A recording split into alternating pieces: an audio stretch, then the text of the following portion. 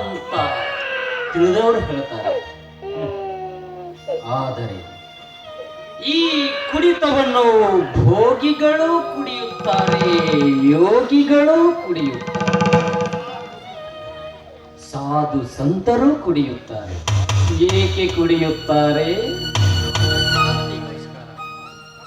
ತಮ್ಮ ಹೃದಯದಲ್ಲಡಗಿದ ಕಲ್ಮಶ ಭಾವನೆಯನ್ನ ಹೊರಹಾಕಲು ಕುಡಿಯುತ್ತಾರೆ. ಆದರೆ ನಾನು ಕುಡಿಯುತ್ತೇನೆ. ಏಕೆ ಗೊತ್ತೇ? ನನ್ನ ಜೀವನಕ್ಕಾದ ಪ್ರೀತಿಯ ಅತಿಯಾದ ಪೆಟ್ಟು, ಆ ಪೆಟ್ಟಿನಿಂದಾಗಿ ಇದ್ದ ನೌಕರಿಯಿಂದ ಕಳೆದುಕೊಂಡು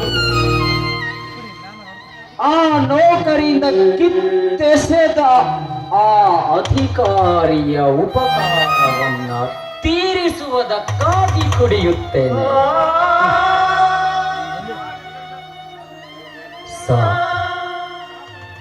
ಸಾಕಿನ್ನು ಈ ಜೀವನದ ಜಂಜಾಟ. ಬೇಗನೆ ಮರೆಸು ಈ ನೋವನ್ನು, ಬೇಗನೆ ಮರೆಸು ಈ ನೋವನ್ನು.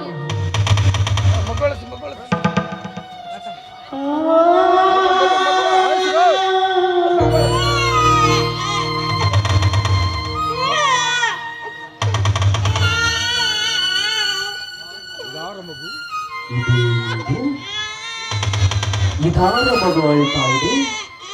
ಇಂತಹ ನಿರ್ಜನವಾದ ಕಾಡಿನಲ್ಲಿ ಹಸುಗೂಸು ಅಳುತ್ತಾ ಬಿದ್ದಿದೆಯಲ್ಲ.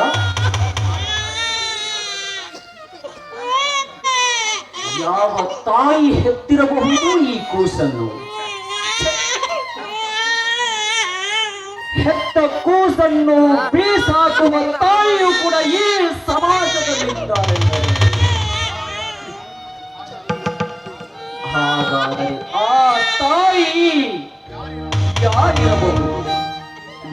ನಿಜ, ಯಾವಳು ನಿರ್ಗತಿಗೆ ತಾಯಿ ಮಗುವನ್ನು ಸಾಕಲಾಗಲಾರೆ ಬಡತನದ ತಾಪತ್ರೆಯಲ್ಲಿ ಸಿಲುಕಿ ಬೇಲಿಯ ಮೇಲೆ ಹಾಕಿ ಹೋಗಿರಬಹುದು. ಅದೆಲ್ಲ ವಿಚಾರ ನನಗೇಕೆ ಬೇಕು?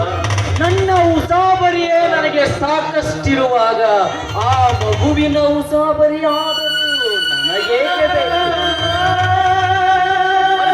ಶಾಂತೇಶ್, ನಿಲ್ಲು. ನಿನಗೆ ಹೃದಯ ಎನ್ನುವುದಾದರೂ ಇದೆಯೇನು?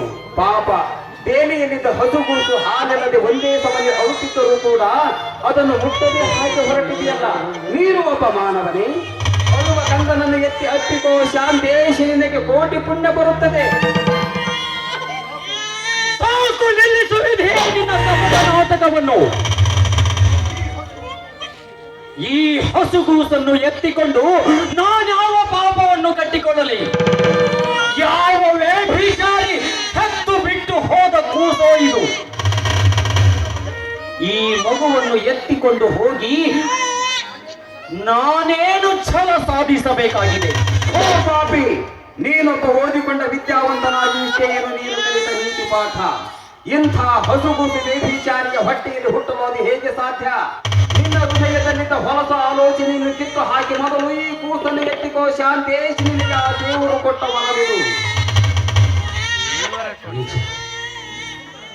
ಈ ಸುಂದರವಾದ ಹಸುಗೂಸನ್ನು ಆ ಸೂರ್ಯ ಚಂದ್ರನಿಗಿಂತಲೂ ಪ್ರಕಾಶಮಾನವಾಗಿ ಹೊಳೆಯುತ್ತಿದೆ ಈ ಕೂಸು.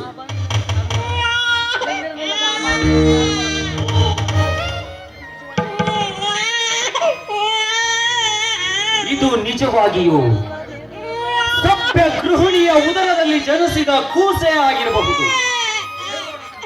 ಹೇಗೋ ನನ್ನ ತಂಗಿ ವಿದ್ಯೆಗೆ ಮಕ್ಕಳಾಗಿಲ್ಲ. ಮಕ್ಕಳಿಲ್ಲದೆ ನಿತ್ಯ ಕೊರಗುತ್ತಿದ್ದಾಳೆ. ಈ ಕೂಸನ್ನು ಒಯ್ದು ಆಕೆಯ ಉಡಿಯಲ್ಲಿ ಹಾಕಿದರೆ ಆಕೆಗೆ ಹಿಡಿಸಲಾರದಷ್ಟು ಸಂತೋಷ.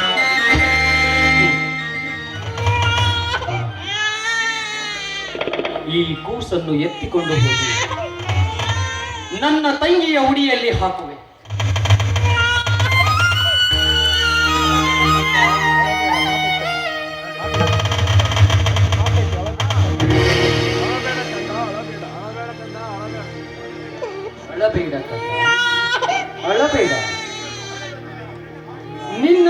ಹಡೆದ ತಾಯಿ ಮಹಾಪುಣ್ಯವಂತೆ. ನಿನ್ನಂತ ಕಂದನನ್ನು ಪಡೆದ ನಾನೇ ಧನ್ಯ. ಅಳಬೇಡ ಕಂದ, ಅಳಬೇಡ.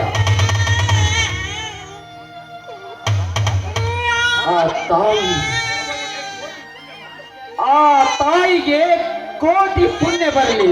ಏಕೆಂದರೆ ಇಂಥ ಸುಂದರವಾದ ಕೂಸನ್ನು ನನಗೆ ಕಾಣಿಕೆಯಾಗಿ ಕೊಟ್ಟಿದ್ದಾಳಲ್ಲ, ಆ ತಾಯಿಗೆ ಸಾವಿರ